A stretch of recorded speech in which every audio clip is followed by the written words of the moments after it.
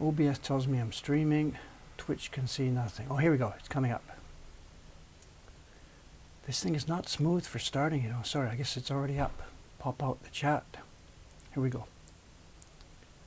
I wish there was some way to automate all these things. Turn off the sound on the stream. Pop up the font size in the chat. Okay. Good morning, Jed. Hi, away we go.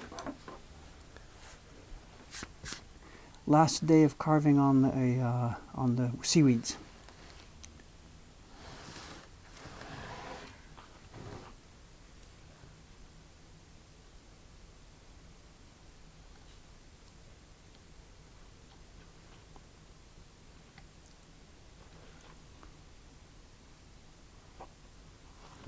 I'm starting to feel more like a carver now, after having done this day after day after day for a few days, just like the old days. I'd forgotten my own job.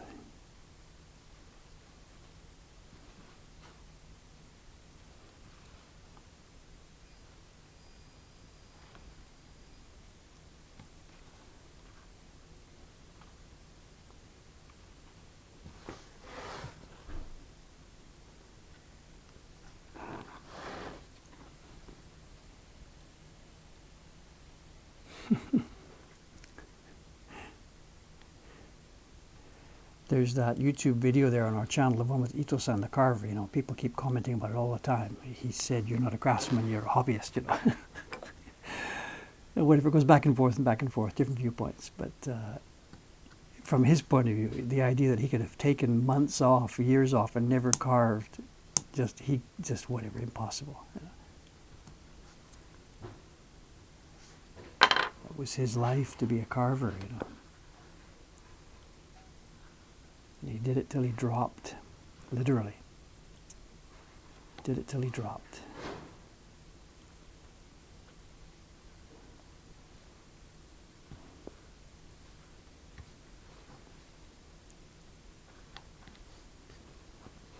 That's a nice sort of romantic story, but actually the work he was doing at the end was, I don't know, whatever.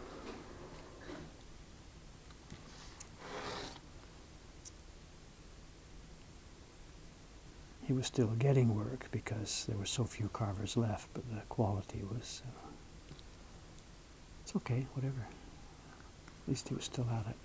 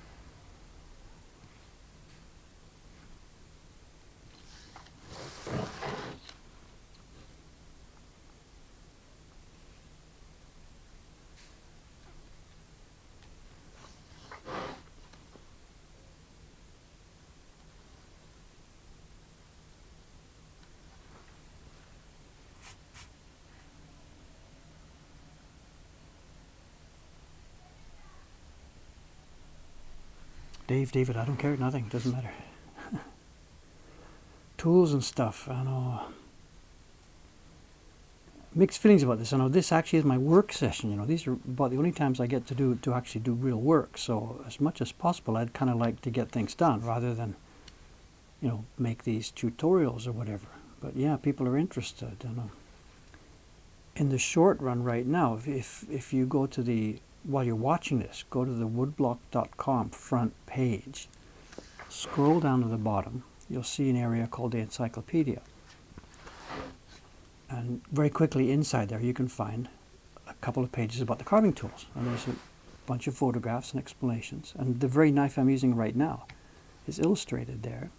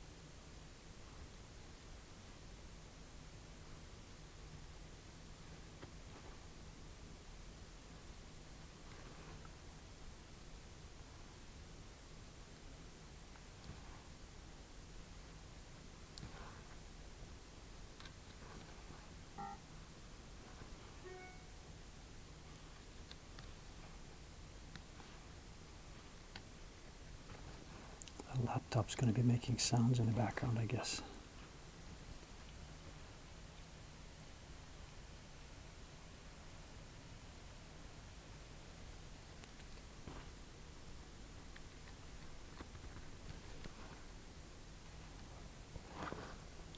The videos and streaming and stuff, I can't say burden at all. It's really fun. It's become a normal part of our life now. I can't imagine this business without the social media aspect to this. So there's no question of burden. We're having fun with this. The work itself has to be peaceful and quiet, especially the printing upstairs. They get a little bit cheesed off at me. I keep bringing people upstairs to watch them, and they've asked me not so much. But it's so important to what we do. We can't sit there in a cave and do this stuff by ourselves. If we did, we'd be out of business. So there's balance between the two. We've got to show what we're doing, and yet it's delicate, concentrated work.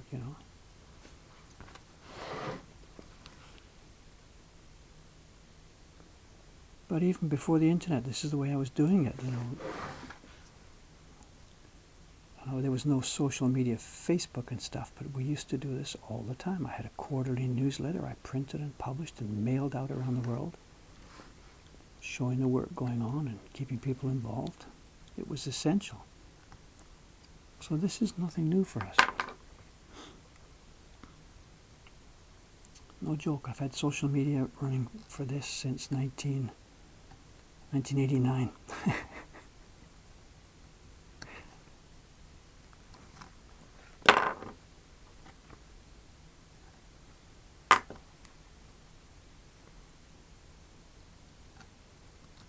Man, it was expensive back then, physically printing stuff, mailing it around the world. And printing it wasn't like on a Mac, it was this film and typesetting and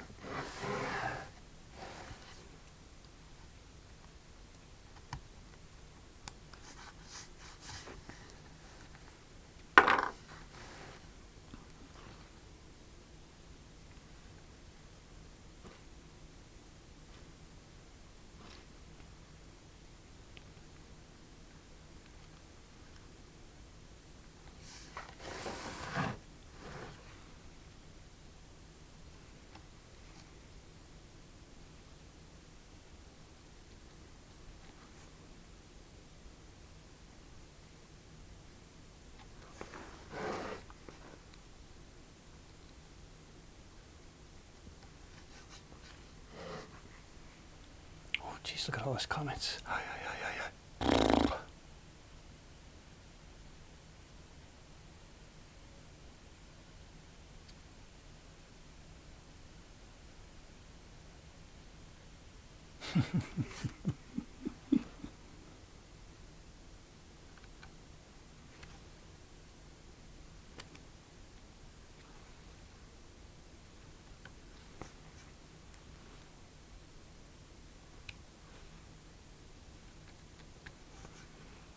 Jed, you and I are already in the history books, you know, for those prints we've made. When they write about prints of this era, you and I are in there. You're the designer, so probably you're the only name that's going to get remembered if that's a historical. When you go back and look through it, it's Hokusai's name, Kuniyoshi's name to get remembered, not the guys who carved and printed it. So you're the one in the history books, not me.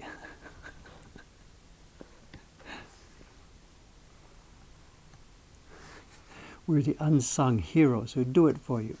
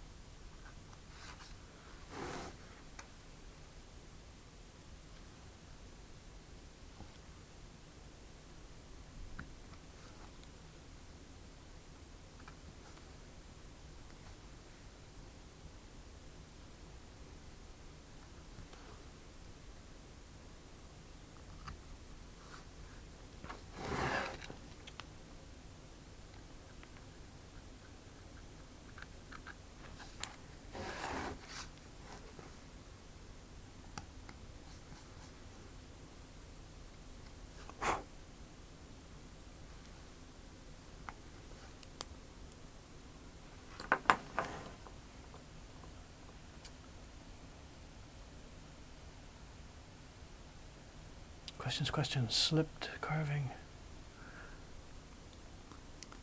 There's slips. Nothing on this block so far, but if I keep talking too much, there will be. But yeah, there's slips. But it's only wood. It's easy to fix.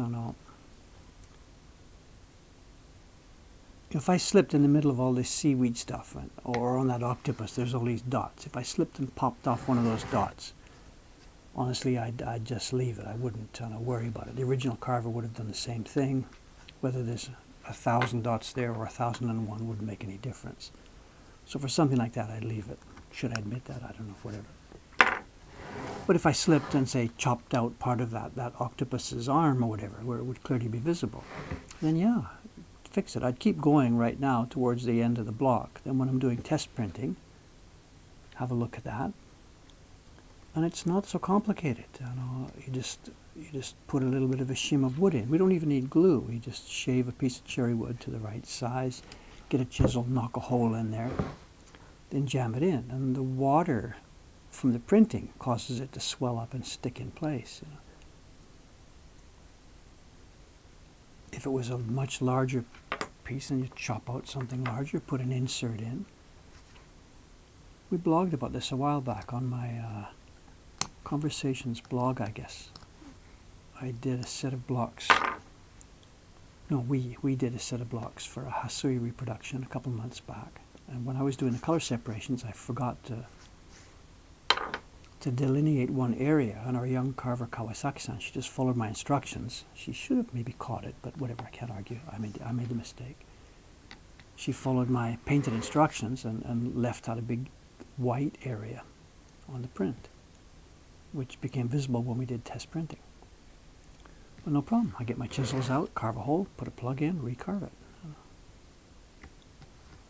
It's just wood,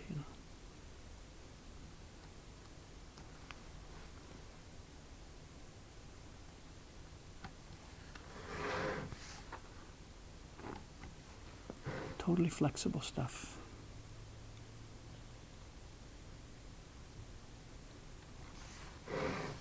Ito-san, the guy in that video that I put up last year, in the conversations with his wife after he died, I went to see his wife and, chat with her a while and take some gifts and stuff.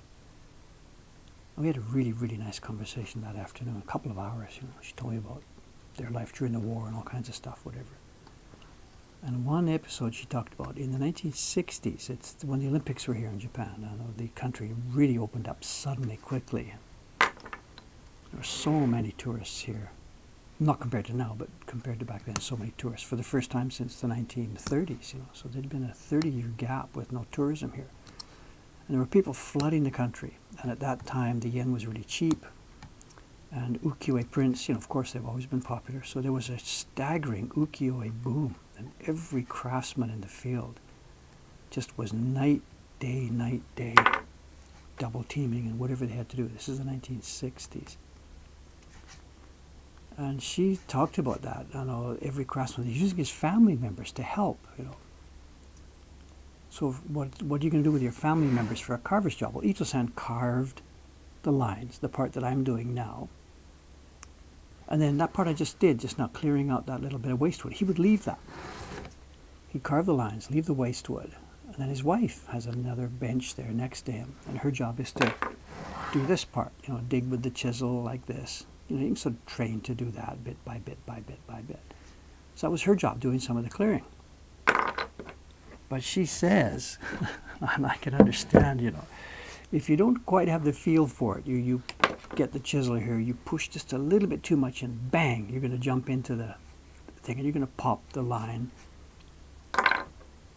off a place that shouldn't be touched, And she says the two of them eventually decided just to quit doing that, because he was spending so much time repairing the mistakes that she had made that it negated any time saving in having her do that part of the work. She told me this laughing, and I can get it, I can see it. I can see their frustration too, The orders were pouring in more and more, faster, faster, faster,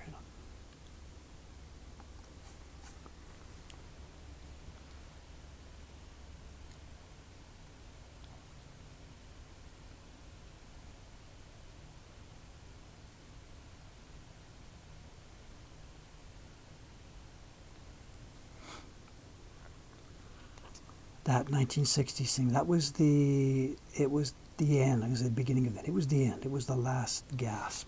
They were still quite well-trained men, but that panic rush to get the stuff out really pushed the quality down. And then once the boom was over, that was it. And when we're buying and selling prints in the market, in the auctions, and in the dealers' auctions and stuff. That's our deadline. 1960s and stuff, it's okay. 1950s, pre-war, wonderful. Talking about the reproductions and things, you know. But post-60s, that's it. It's just junk.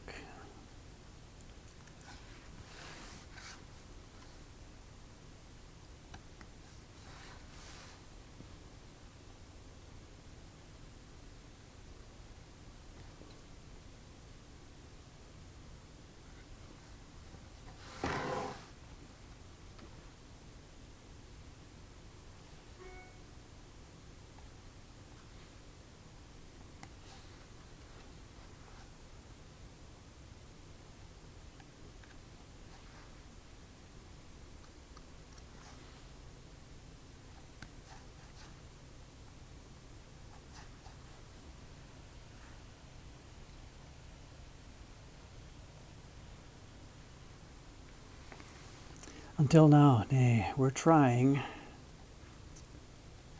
It's not that we're, you know, I don't know what to say. You know, it's not that those are bad guys and we're good guys. It's just, they gave up, you know. There's this word in Japanese, shogunai, it can't be helped. They just gave up. They didn't see any future in it. All the guys are working now for all the time in their lives that they've been working. There's been no future in this.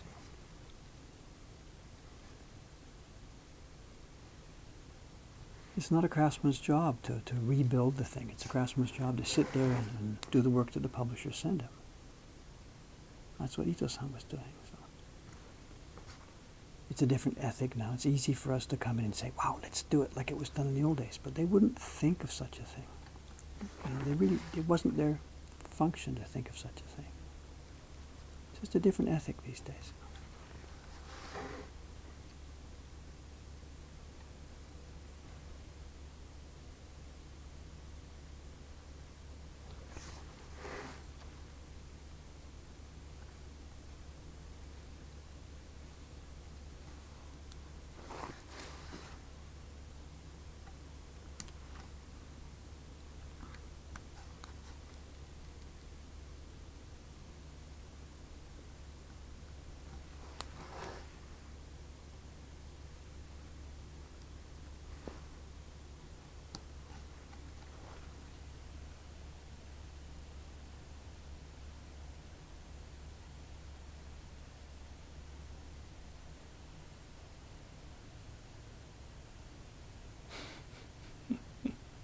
The Jed.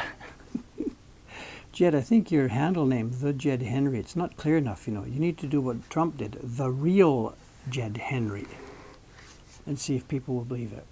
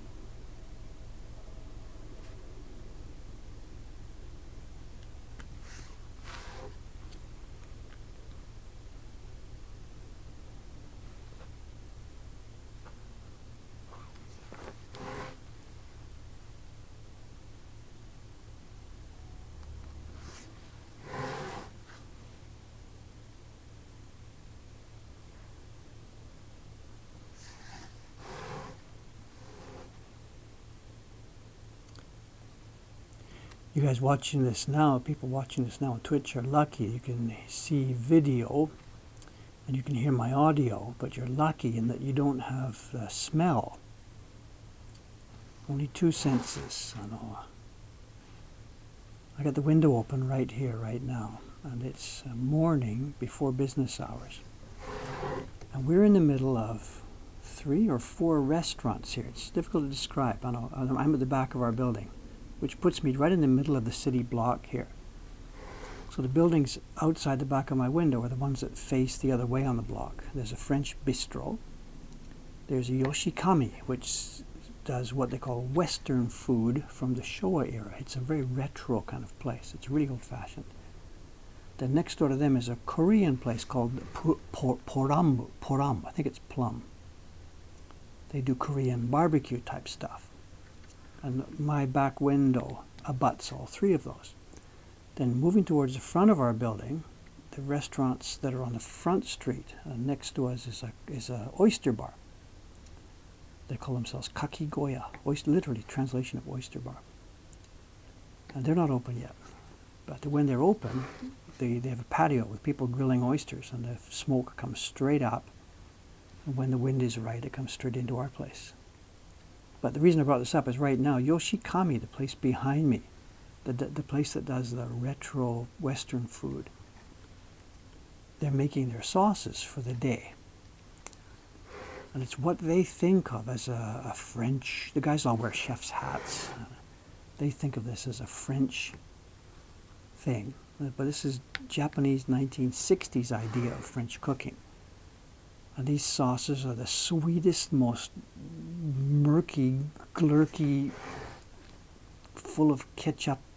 I don't know how to describe it. I'm not a chef or a gourmand or anything. I'm not so careful about my food. But my God, this is awful. And they're really famous. There's lineups every day from about 11 o'clock to get in there for lunch. But right now it's time for them to make their sauces for the day, and my room is full of it. They're real nice people. They like me. You know, when we moved into this place 3 years ago, they have a 1-story building with a sort of a half a thing above it. So they're about 1.5 stories up when you see them from the street level. And we're 3 stories up. I'm on the 2nd floor now. So my window overlooks their rooftop. And their building is famously old, and they're famously not renovating it because they want it to look like 1956 or something, and run down and beaten up, and we all pretend there's not so many roaches running around in the kitchen. But it's a grotesque old-fashioned place. But that's part of their shtick. So they don't renovate the place. As seen from my window, I can see the roof. And when I opened up this window the first time, I could see down there. And there was one place where the sheet metal flashing had rusted off and was gone. And there was clearly a big hole at one corner of their roof. So I tried to be the good neighbor, went over there to tell the guy this. And he said, oh, whatever, wrong. I said, no, look, you're leaking. You know, he says, well, we got leaks all over the place. We don't know where they are. So I went back, got my camera, shot the thing, and went over to show him. And he's like, what? So they came over to our place themselves, looked out our window, and they're all like surprised, and they could see another hole and another hole, so whatever. A couple of days go by, and bang, a group of workers come in,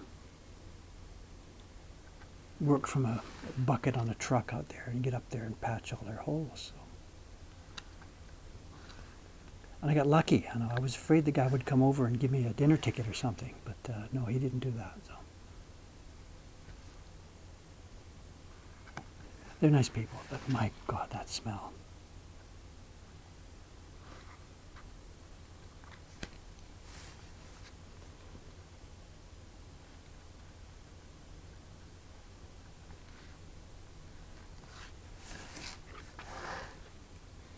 Their slogan in Japanese, it's nari, moshiwake nai. I forget, was it moshiwake nai umai? I can't remember the exact phrase. It translates as, it's so tasty you won't be able to stand it.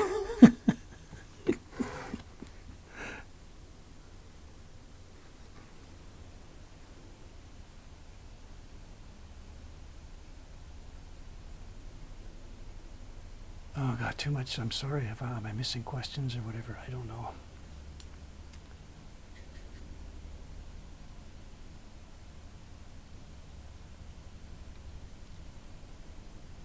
Eat breakfast. I've had my breakfast, of course.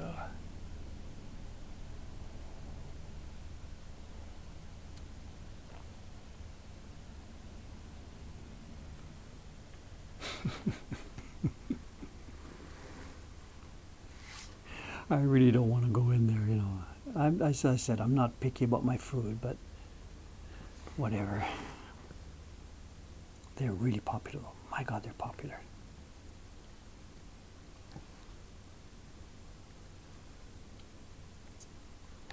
They're also very old-fashioned in the way they treat their staff. They've got, you can see it. They've got a counter set up, and the people are doing preparation behind the counter. All these young guys, and they've all got the chef's hat, and they're trainees, you know. And because of the crowds, these guys just fly through it. You can see through the windows all day long, all day long. And I was chatting with one of them. He came in here, you know, see what we're doing. And they just treat them like dogs. The kids get paid a bit, next to nothing, for years. You know, it's sort of like an apprenticeship in the old days. The point being, once they go off to somewhere else, they can say, I worked at Yoshikami, or I trained at Yoshikami. And that's supposedly a passport to future success. But while they're here, they're just slaves.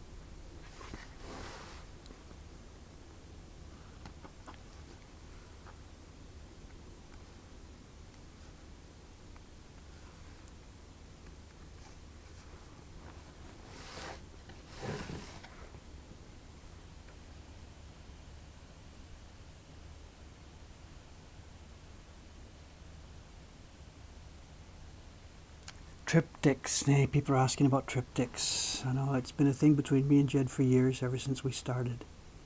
He had one in the first campaign, Battle of the Bathhouse, extremely popular. His bestseller, I guess, or whatever, I don't know. Back in the Meiji time, they were staggeringly popular. They're in the shops here. People want them. People want them. The problem, of course, is production costs, you know.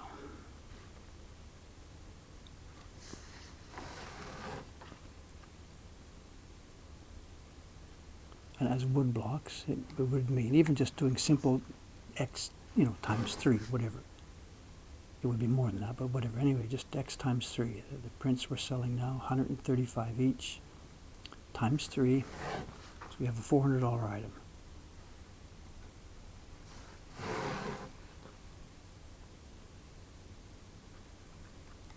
Some people would,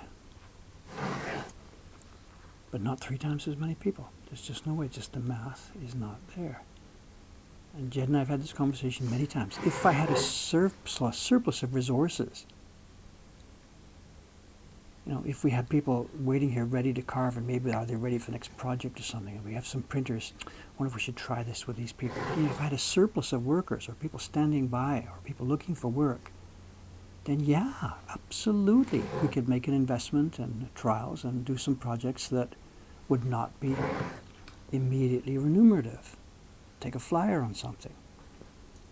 But I don't have a surplus of workers. I'm desperate for workers. We're struggling to have enough workers to keep our current commitments. Literally, I'm not exaggerating that.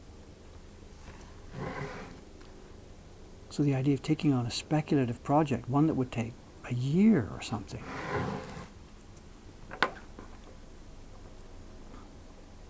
it's just not something I can do.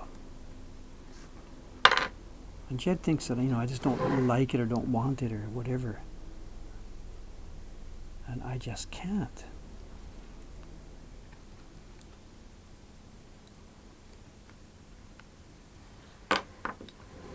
It's frustrating for him and a bit frustrating for me. We look back at the old Yoshitoshi days or whatever, and you look at the dates on some of these prints or whatever. And Yoshitoshi put out a series of 100 prints or something in a space of 2.5 years, you know. I mean, wonderful. But that's when there were teams and teams and teams of carvers and printers and paper makers and sizers, and then, of course, a massive public waiting to just buy these things.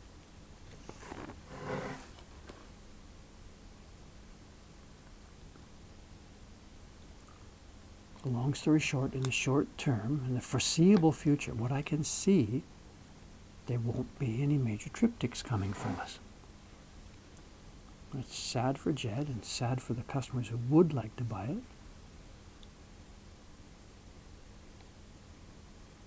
It's not even a question of money so much. If Bill Gates dropped $1 billion on me tomorrow, here, support your business with it, it wouldn't make any difference. I don't have the people.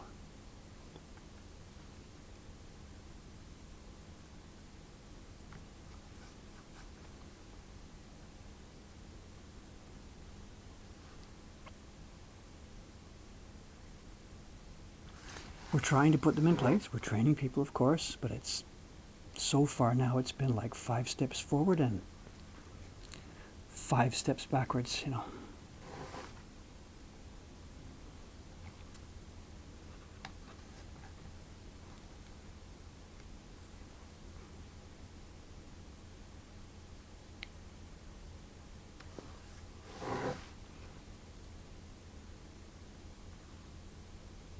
And I don't know what to do.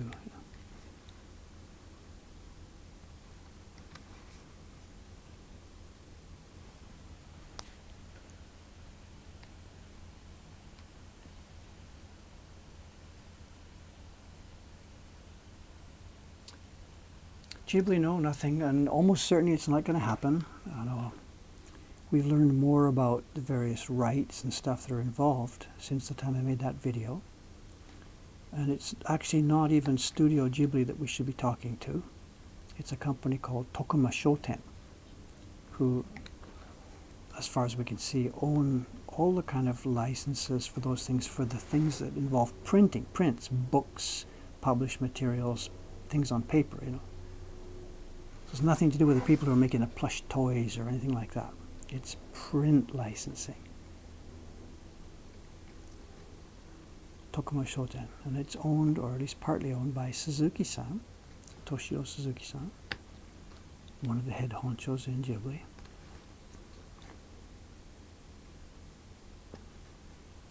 And whether or not he's seen this or not, I don't know, and it's not something I'm exploring actively right now, because even if the answer came back yes today, my God, I'd be in the biggest hole of my life. The same answer, because what I was just saying right now. I don't have people who can make these things.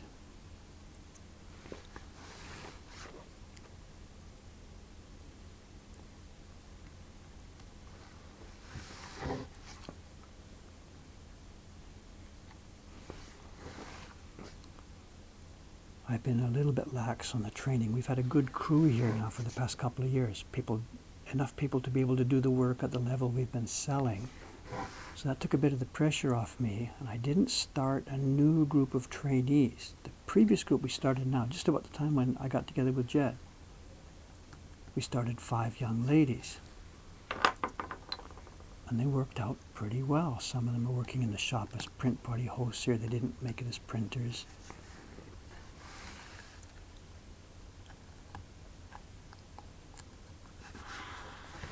Anyway, I should have started more. But I didn't. I let it ride.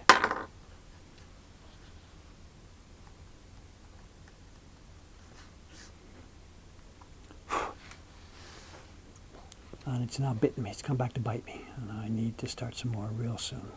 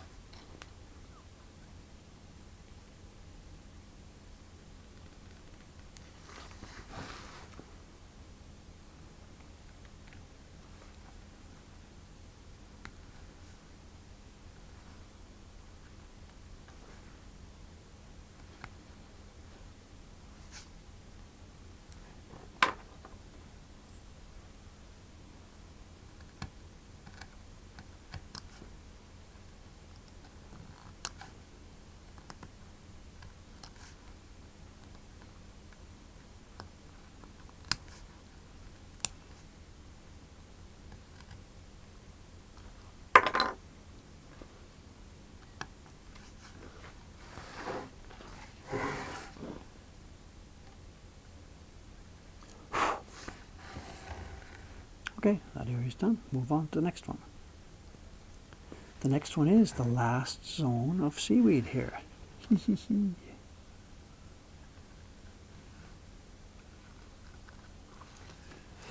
Which reminds me, I'd better get busy about marking these streams as being, I don't know, we talked about this last night in the stream, marking these streams as, I don't know, adult content, mature content, I think, whatever. Because over here on this part of the block, there's some different scenes, you know.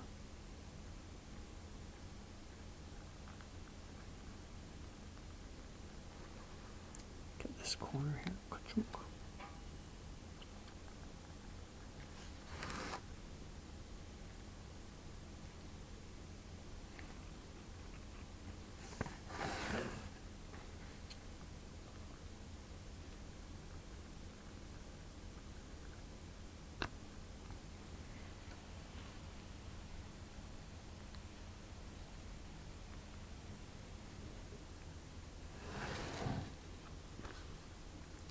Jed, what's the applause for? For the comment that I'm going to have to find more people? Whatever. Save your applause for when it happens.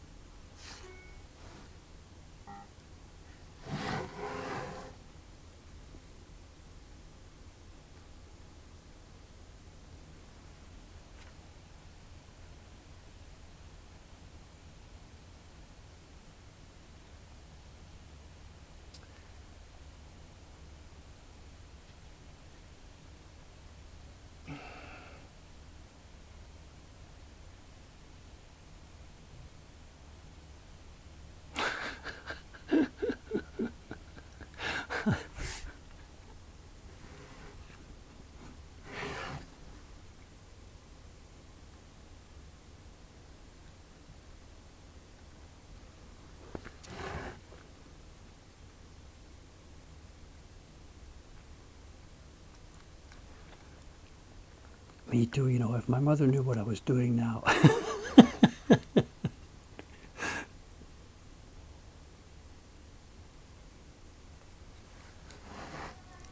We were talking about this in one of the streams yesterday morning or yesterday night. You know, the idea that, you know, I grew up in the 1950s and stuff, a different ethos, and the 1950s David could just not comprehend ever being associated with what I'm doing now, you know. Me as I sit here now, of course, this is interesting, this is real, this is human behavior. I'm not in any way negative or ashamed or anything about this, but the 1950s me could not have understood that, you know. 50s and 60s, you know. That was refreshing, you know, the girls upstairs who do our printing, you know. When I first thought about this project, that was a negative, you know, what are we going to do? Am I going to do the printing myself? Can't ask the little girls upstairs to do it. And of course, as soon as they got wind of it, they're just jumping all over me, you know. When can we get started? When can we get started, you know? It's a wonderful, interesting world now, you know. Much less hypocrisy, you know. I guess there's lots in different places, but in this particular topic, anyway.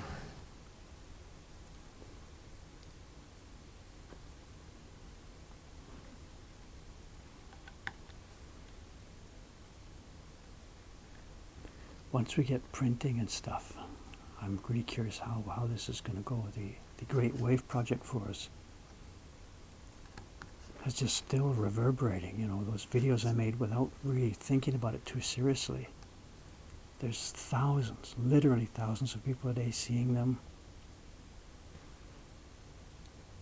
And as a result, there are daily orders for that print in our website, you know. I never ever thought that would happen. This is not as iconic as the wave, but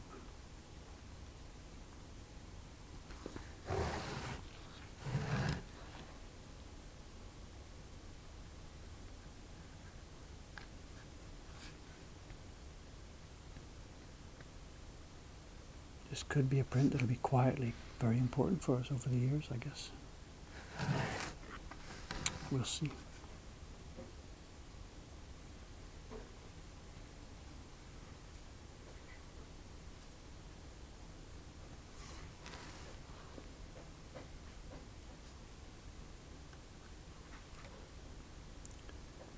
There's a question here about archiving this stuff. I know Twitch has a thing where you can, you know, press a button or whatever and have this exported to our YouTube channel.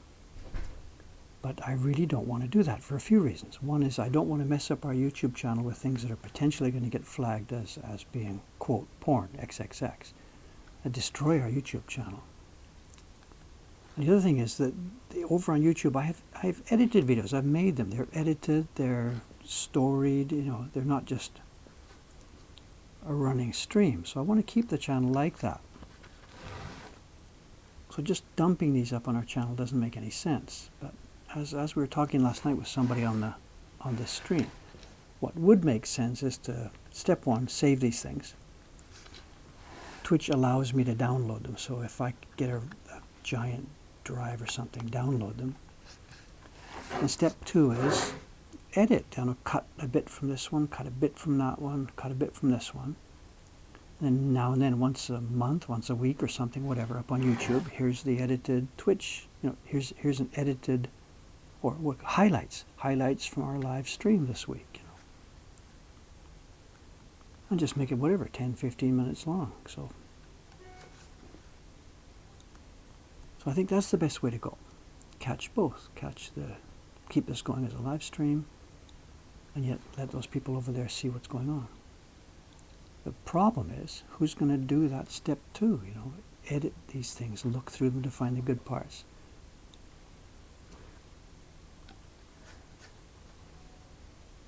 I don't know, maybe hire somebody to do that. We've got the Patreon money now is coming in very well. We've got some resources here. I don't know.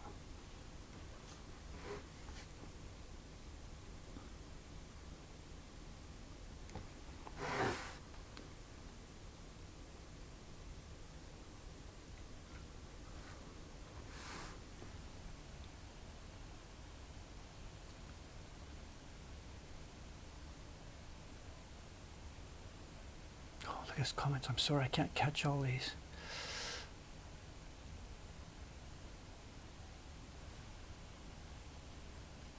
Try and copy this so I can read them later. They disappear.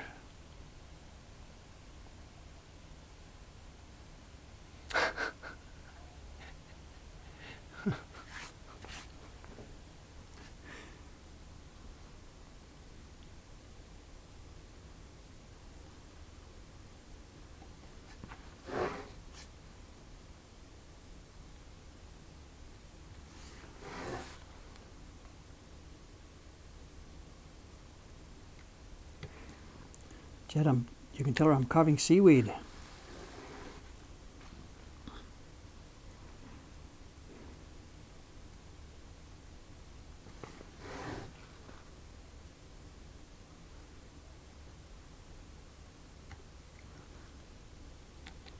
Is there anything visible in here?